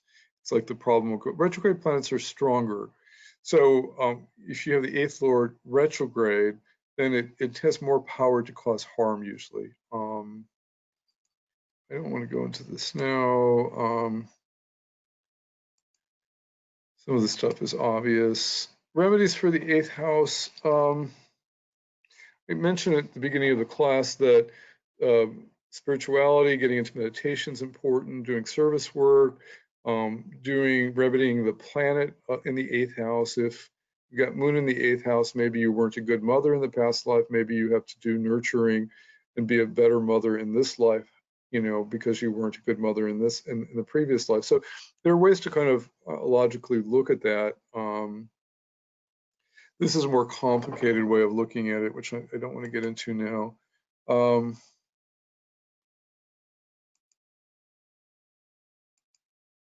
Okay, this is kind of a final point, which is new, and I actually need to do more research on this. 8th house is actually about marital longevity. You put Mars in the 8th house, it's going to cause divorces. It's just one of the worst places for it if there's no dignity there. Weak planets in the 8th house cause separation for a couple. So you don't want afflicted malefics in the 8th house. It's going to lead to divorce and marital problems. If you put benefics in there, like Jupiter or Mercury or Venus, it will allow a longer marriage that may last, particularly if the dispositor is long. So when you're looking at, this is something kind of new, and I learned this many years ago, and it came up again when I was researching this class. You look at, people get on the phone and say, will my marriage last? You can look at the 8th house. Is the dispositor of the 8th house strong? And are there benefics in the 8th house? And that will help marriage last. There's even this complicated formula. I've seen Sanjay Rath do this, and I was trying to test it out on famous people, and it wasn't working. I saw him do this, and I was just amazed. You're supposed to take, so we have to do a research project on this. You're supposed to take the planets in the 8th house, and then you see how many years they are in Vimshotri Dasha. So I've got Jupiter and Ketu in the 8th house. So Jupiter is 16 years in Vimshotri Dasha, Ketu 7 years. So this would suggest that my marriage should last 23 years. I'm in my 21st year of marriage, because you add up Jupiter and Ketu in Vimshotri Dasha, and you get how many years the marriage is going to last. Now, a little bit scary is there's some predictions that my wife might pass in the next year or two, and so that might fulfill this. I hope that doesn't happen, but it may fulfill this kind of technique for adding up the planets in the 8th house to see how long the marriage will last. You can play with this. I was trying to play with it with famous people, and I couldn't get it to work. I've seen Sanjay Rath do it, and I was just like amazed that it would work. But I think it works sometimes. But there are qualifying considerations like the dispositor of the 8th house has to be considered also. So in my case, Mercury could add another 17 years of marriage too. But I thought it's one of those things I'm not sure you ever want to play with. When people ask, usually people know when they're going to get divorced, and you don't need to say that your marriage is going to last, another 10 years. But it's one of these kind of fascinating things that's in Jyotish. So here's the slide on that. It's qualified also if the planet's exalted, you multiply the longevity by 3. Exalted planets are 3 times more powerful than normal planets. Debilitated planets, you divide by 3 because they're 3 times, they're a third as powerful. So debilitated Jupiter in my chart, in my 8th house, if that were the case, take 16, divide by 3, you would say the marriage would last 5 years. Okay. 8th from the moon, I mentioned women's charts. Sometimes we always have to look at the moon chart. 8th from the moon is crucial for marriage. It's also for men. We do want to look at the moon chart, particularly for women. A lot of malefics in the 8th from the moon will break up a marriage. So Mars 8th from the moon, Rahu will break 8th from the moon will break up a marriage from infidelity. Jupiter 8th from the moon will support. I have Jupiter 8th in the moon will support marriage and children. So you get a lot of people asking you about marriage and children. So it's good to kind of know this stuff. Okay. Sorry. What about Saturn in the 8th? I mean, you're Yeah, talking about a lot of like the malefics. Yeah. Okay. Saturn, Saturn in the 8th has a lot of special rules to it, and I do have a slide on that, which you can go back and look for. And I have to remember where it is. So Saturn's the Karaka for the 8th house. It's about longevity. Saturn's always, the oldest planet. It's about longevity. So we said that. I think we learned last week about Karaka Bhavanacha. So you don't want the Karaka planet in its own house. Okay, so Saturn being the Karaka for the 8th house, you put it in the 8th house. It's more problematic. It's like too much of a problem. Now, the Saturn in the 8th house may be good for longevity, but it also may cause a lot of suffering around money issues or money in partnership, because the 8th house is second from the 7th. It may the rule with Saturn in the 8th is that if it has a lot of dignity, like let's say it's exalted, or it's in its own sign of Capricorn or Aquarius, or it's happy in Taurus. If it has a lot of dignity, the Saturn in the 8th house, and it doesn't have a lot of affliction. As I said, there's always some affliction in the Navamsha chart and the Nakshatra or from some aspect. Then it's very powerful. It may actually promote, but for the most part, you never find these kind of purely unafflicted planets. So, it's somewhat tainted. So I would say Saturn in the 8th house may be good for longevity and a long life, but it may not. It may also have a lot of suffering. I think Saturn in the 8th, when I really studied it, there's a lot of suffering in the person's life, is what I've noticed, because the 8th house does cause a lot of suffering, and Saturn is Karaka Bhavanacha there. It's there's just a lot of suffering there sometimes. So is that clear? I think that, yeah, I think that I would actually completely agree with you on that. For all Libra ascendants right now, the chart ruler, Venus, is going through Taurus, which is their 8th house. I have Saturn in my 8th house, and it's, going right over my natal Saturn. And yesterday, yes, I had exactly what you're talking about, money problems with partners, Okay. So, okay. Perfect. Okay, great. Thank you. It's also a reminder, if you take my transit class sometime, I think you did, transits, often, transits tell us a lot about natal charts, because they come up. So you may not, when you have the transit mirroring the natal chart, then you have a direct hit. But even in transit, you see all these things happen all the time, and it teaches you about Jyotish. That's how I learned so much Jyotish just watching the transits every day for 30 years. You just see how things manifest, you know. I'm still trying to work on, we'll have a case study here. Let's see what you think here. I don't know if you read my column. This funny, I don't know if it was funny or not, but here's my chart. Again, it's Scorpio rising. Let's look at Friday.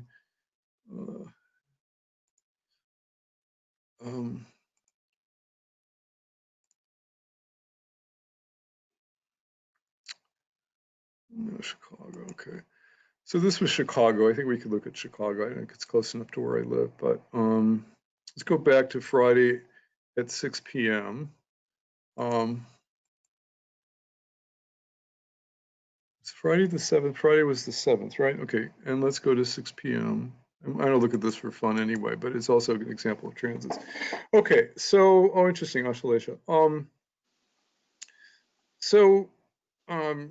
I came home on Friday, and my wife and I were supposed to go on a date that night, and our front door was broken. The lock had jammed. She couldn't open the door from the inside, and I couldn't open the door from the outside.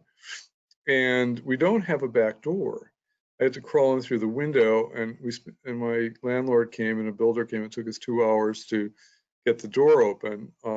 And it was kind of funny. It kind of ruined our date night, and then at the same time, my wife got 5 emergency calls at work.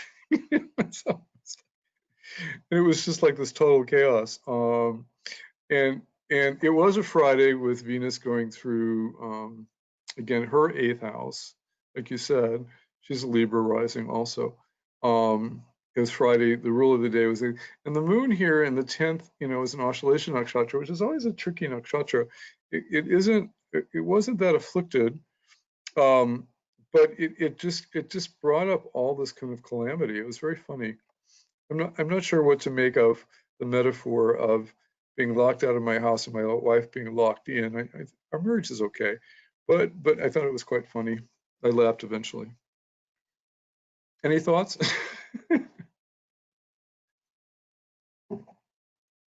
Actually, Barry, I think that's kind of hilarious with her Venus going over her natal Venus at the same moment in her 8th house. I don't know. I think it's hilarious. Yeah, it's not her natal Venus. I think she has natal Rahu in her chart. Here, let's look at her chart real quickly. Oh, okay, I see. This is a transit chart. I should have brought it up. Yeah.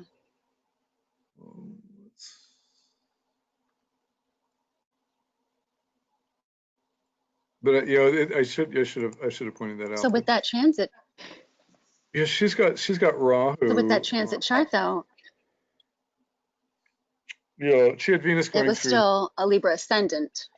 Yeah, she had Venus going through 8th house. So I think 8th house transits can bring up 8th house issues, but I think they're resolved. It's not like we didn't stay locked out. We crawled through the window. The landlord came and fixed the door. So it was, there was some grace there, although it was kind of messy.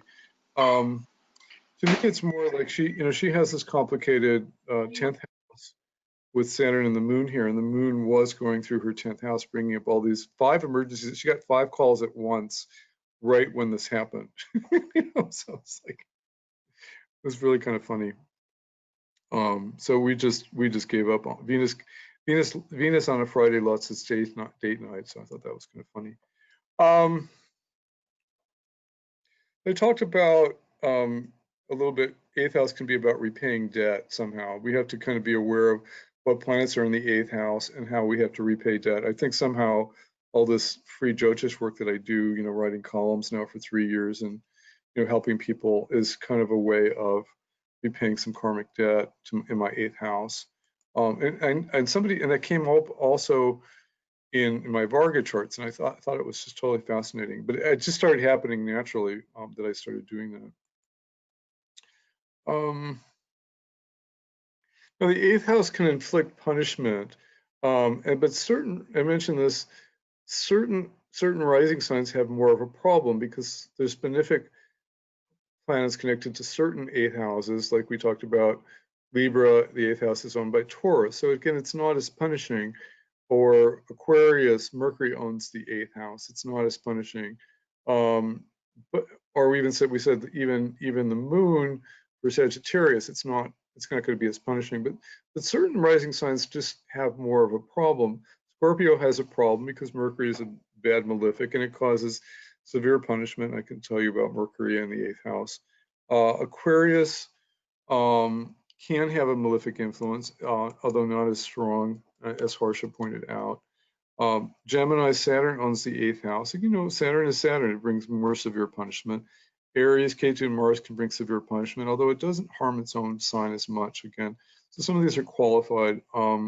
But the malefic owning the 8th house is more of a problem, but they're, again, they're offsetting influences. So the bottom line, sometimes there's so many offsetting influences, the 8th house problems that, maybe you're okay. In my case, my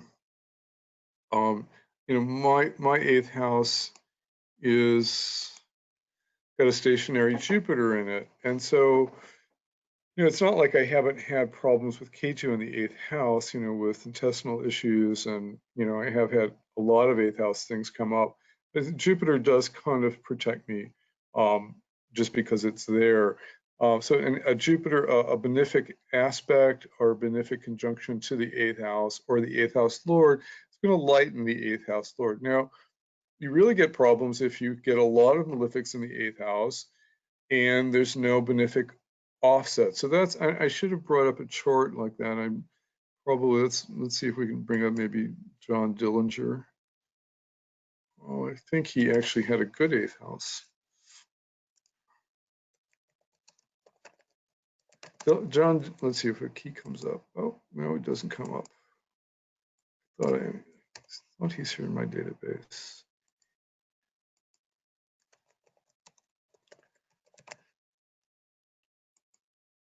Okay, I do have him, I think. Okay. So John, let's see. John Dillinger, of course, was a famous gangster and runner of alcohol during Prohibition, who, was a very kind of mean person. Obviously, he was always gunning down people. And it's interesting, he's got this Mars Rahu conjunction in the 4th house. And, Rahu actually is very strong here in Virgo, and it's kind of, the Mars energy is kind of making him kind of a mean person with no heart. I mean, 4th house is heart. I mean, to be able to kill all these people as a gangster, he had this kind of cruel heart with Mars, Moon, Rahu here in the 4th house. But his 8th house has Saturn in it in Capricorn, and he was gunned down. Obviously, let's see, I forgot. In around 1930 something, I think he died. He died very young. Be a good case to study for longevity. I think he died in his Rahu period. Yeah, he died in his Rahu period. I think it might have been 32, 33 or something. I'll have to look it up. But Rahu Mercury. But again, Saturn, thinking you might create longevity here in the 8th house in Capricorn, its own sign, but it's in the moon's nakshatra here. And he, he wasn't a good person, and he, his Saturn in the 8th in its own sign didn't actually protect him. So kind of very interesting. We have to really look at all the rules of longevity to see why he died so young. Again, he was probably in his 30s when he died. So again, very young life. Interesting. Okay. So retrograde 8th lords are more problematic. They're debt collectors. They don't give up.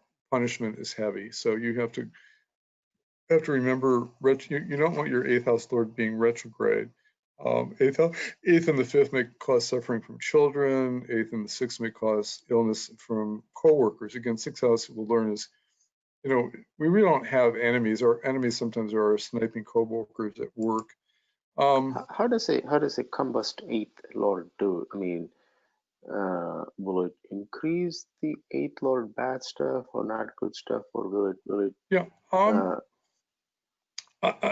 My general feeling, if you read my article about combustion in my book, Combust planets are more spiritual because the sun is the divine, and planets getting closer to the sun become more divine. Now, in general, the significations of the material significations suffer.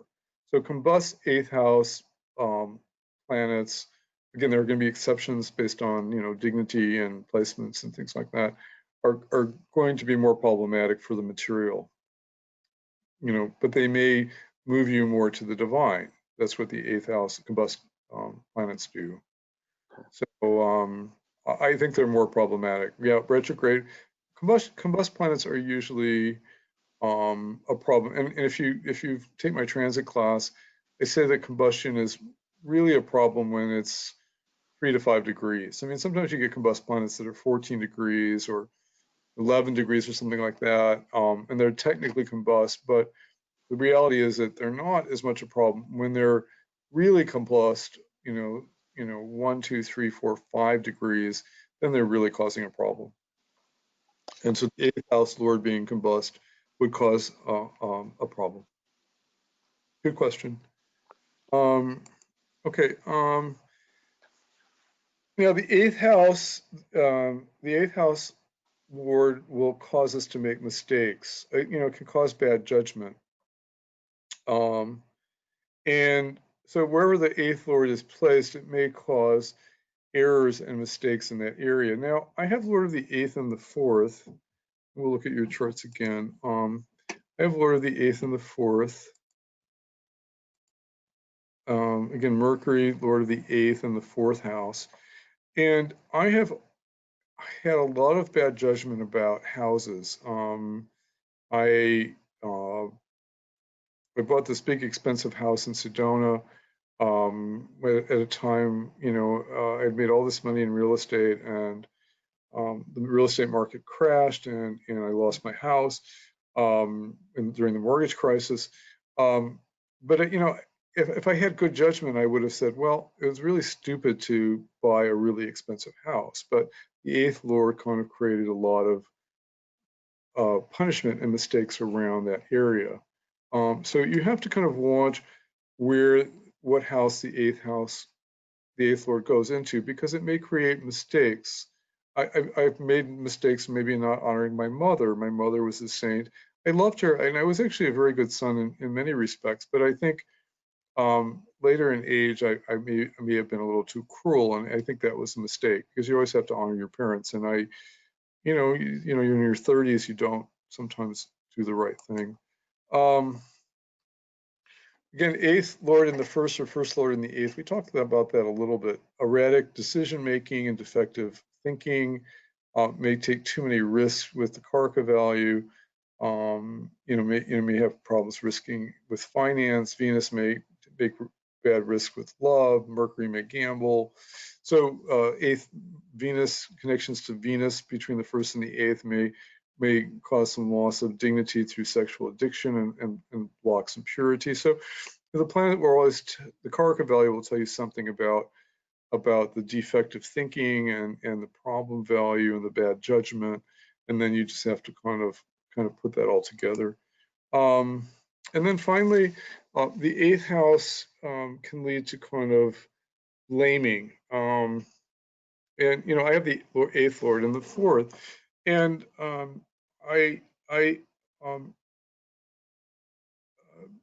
blame is kind of one of these worthless emotions, because and my wife and I have this problem with that sometimes. If you blame another person, you're not taking responsibility for your own mistakes. You're not taking responsibility for what part you have in creating that problem. And I just realized too, I have Lord of the 8th and the 4th here.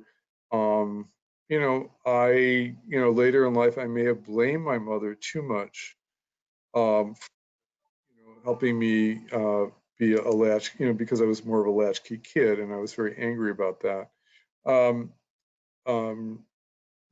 when that happens, rather than see, okay, she was really looking out for me, she was working extra hard to have extra money to put me through a good life, and so rather than see the positive side with that, I just blamed her for the emotional crisis that I felt about her not being there. So you know, wherever the 8th house Lord goes, we may have a tendency to blame. And it's not a useful emotion, but you have to be aware of it to kind of change it. So that is all the new material I had, and I think we did a good job giving you an extra couple hours on the 8th house, giving you some new material that wasn't in the original show. And you know, like anything, we could spend another 3 lessons on the 8th house, but you know, we never quite have that luxury. Any final questions?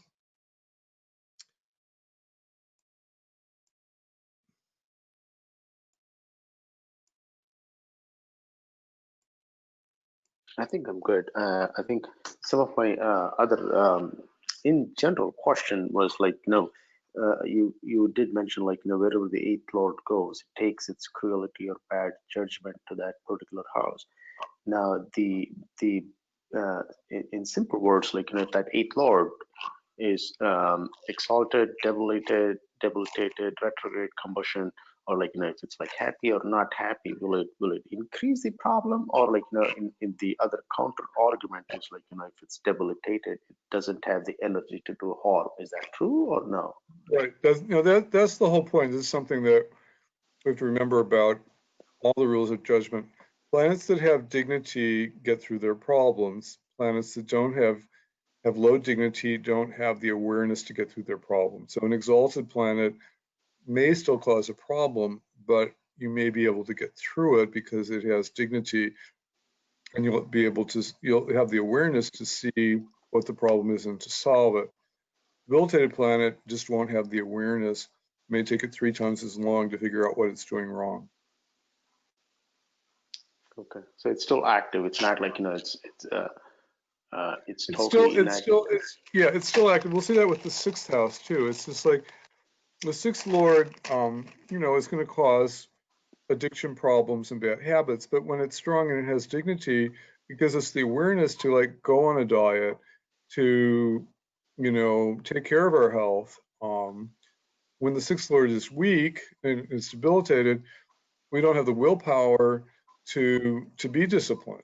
So it's the same thing with the 8th house. Sometimes it's just the 8th Lord is going to cause problems. Sometimes the 8th Lord doesn't cause problems because it's like we said, Sarala Yoga, 8th Lord in the 8th house. 8th Lord in the 8th house exalted. We had, you're gonna, there are, when you have extreme dignity, you may not have any problems from the 8th house, if it's in its own sign, because the 8th house Lord never harms its own sign. But there may be an aspect of the 2nd house, so you may have an exalted 8th house Lord in its own sign, in the 8th house, but it's aspecting the 2nd house, so you may have all kinds of family problems. You see. Okay, that makes sense. So there's always something, there's this myriad of things that cause suffering. Yeah, because the whole thing on the 8th house was kind of like, if you read all the slides, there's nothing positive. Seems like, however it is, wherever it is, it's gonna like, screw you up. Seems like that seems like. Yeah, we said the 8th house, but the 8th house is not totally positive. Let's end on a positive note. The second part of my presentation today, which was new, was more negative because about punishment and blaming and mistakes and stuff like that, which is, was important, which I left out of the first presentation. But the positive side of the 8th house is, it's about mystical experience. It's about research. It's about discovering your relationship to God. It's about finding out why we're here on the planet through astrology. It's about, gaining money from partners. So the 8th house, there's always positives and negative in all of astrology. The 8th house is not totally negative. There's positive things that you have to look at it for. Okay, thanks. Barry, in that line of thought, as far as the positive aspect, for those of us who do have a malefic such as Saturn in the 8th house, could the nakshatra that it's in be of help to that situation? Yeah, and again, when is your 8th house going to fructify, right? So, I mean, if you go into a Saturn period or a Saturn bhukti, or if you have planets going over the 8th house in transit, then you're going to have 8th house issues come up. But if you're in a Jupiter period And you may not notice your 8th house problems until your Saturn period comes up. And the nakshatra will, again, with all these rules of judgment, there's so many things that you kind of have to look at before you kind of pronounce something good or bad. Certainly. And so Saturn in Taurus is positive, but Saturn has a special problem in Rohini. So if you're in Rohini, there's this problem in Rohini. Saturn has this horrible problem with Rohini. There's a thing, 9/11 happened when Saturn was in Rohini. There's this, the mythology tells us that Saturn and the moon were really kind of bitter enemies, and Saturn was really angry at the moon's infidelity. And so there's a term for Saturn and Rohini. So Saturn and Rohini is more problematic than Saturn in Kritika or Saturn in Mrigashira. But then you always have to look at where the nakshatra lord is placed. Where's Saturn in the Navamsha chart? Where is Saturn in all the other Varga charts? Wow. Saturn in the D60 chart is really important. The D60 chart is really important for giving final judgment on whether something is good or bad. So if a pattern, if you take that lesson eventually I have on the D60 chart, sometimes the D60 chart is kind of the final analysis of whether it's going to bring a good result or a bad result. So it's endless. But you can get a final say on something. Okay, thank you so much. Fascinating. Yeah. Okay, Laura, any final words? No, thank you so much. It's a great class.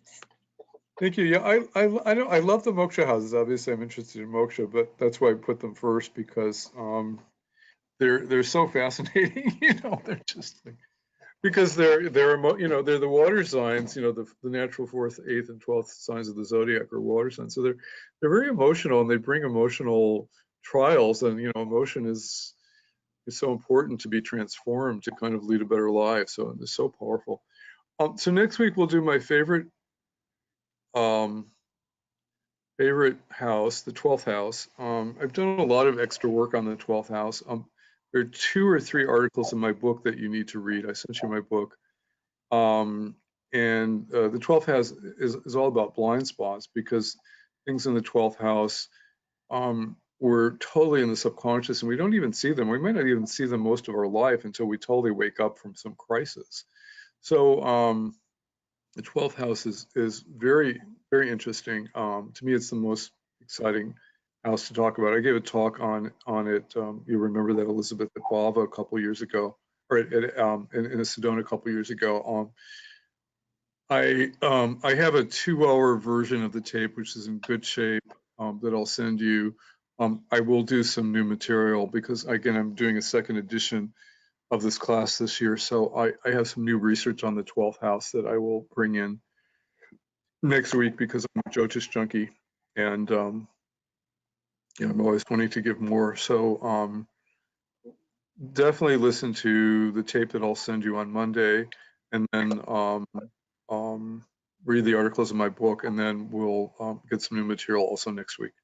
Barry, which book is that? Finding Your Blind Spots. Okay. Astrology. I sent a copy. You have a copy, right? Yeah. At the beginning of the class. Okay, I'll look for it. Thanks.